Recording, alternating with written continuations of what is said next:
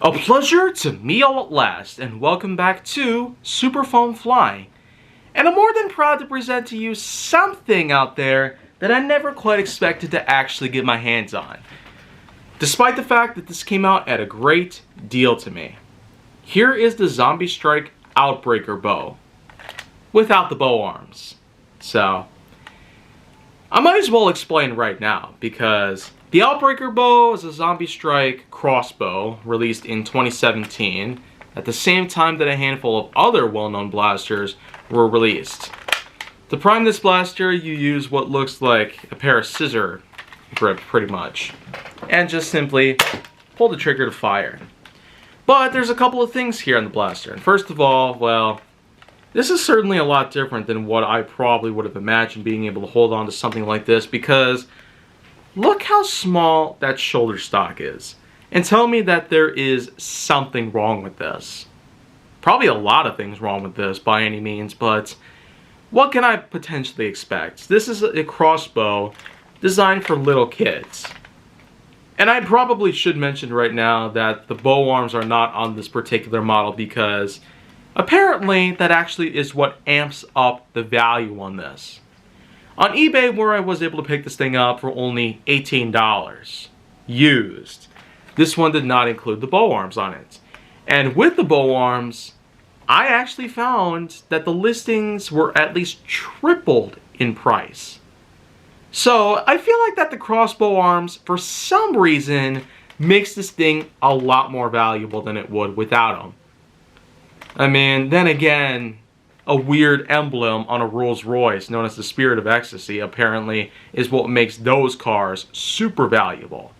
So I feel like that the crossbow arms are the reason why these things are soaring up in value these days. And if you were to take these things off, then well, that is what pretty much drops the price down, like falling off of a 50-story building, pretty much.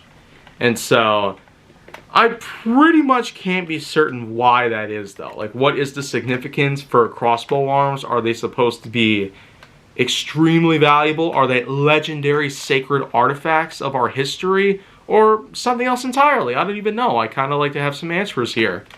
But either way, I won't really say that I complain with any of this, because being a bit of an average crossbow blaster that's almost on par with the likes of what we've seen, like with the Rebel Guardian crossbow, or the Codebreaker crossbow, or the good majority of other crossbows out there that we've seen in history. Nerf has had a lot of ideas that I feel like probably wouldn't have been at the top line, but maybe, just maybe, these kind of blasters do appeal to somebody. Anybody out there who could probably be a super fan of crossbows, this might be your lucky day, because if you are able to find one of these, with or without the bow arms, then I'm more than certain you can pick one of these up. And I'm more than sure anybody out there who would be willing to try one out for themselves might feel a similar way as I would. A 6-foot-tall individual with a stature comparable to that of most adults by today's standards. Being able to handle this blaster, having to T-Rex your own arm just so you get this shoulder stock to fit along you just right, which is technically the reason why I'd go for this. And of course the prime itself is a little bit awkward when trying to handle it like this. And so I feel like that that's just what sums up part of the problems that I feel like that this blaster would have. Otherwise, it's very average. It does have a lot of molding, as you can see right here, that are reminiscent to that of real tools if you look closely. Such as this wrench that you can clamp down, pliers, scissors, and then of course you have duct tape wrapped around the cylinder. These are all just plastic moldings, but I feel like that this is probably the most prevalent blaster to showcase the parts that are in fact used to make this thing.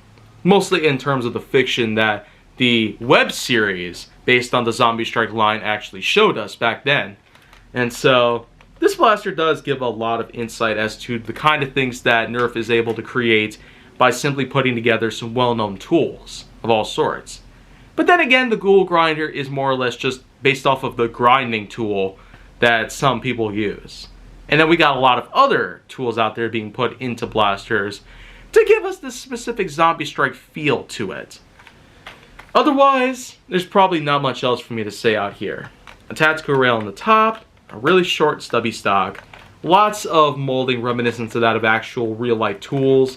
And the fact that there's no bow arms on this thing because of the fact that somehow they're so valuable that if you were to remove them, they drop down in value. So that's just pretty much what sums it up.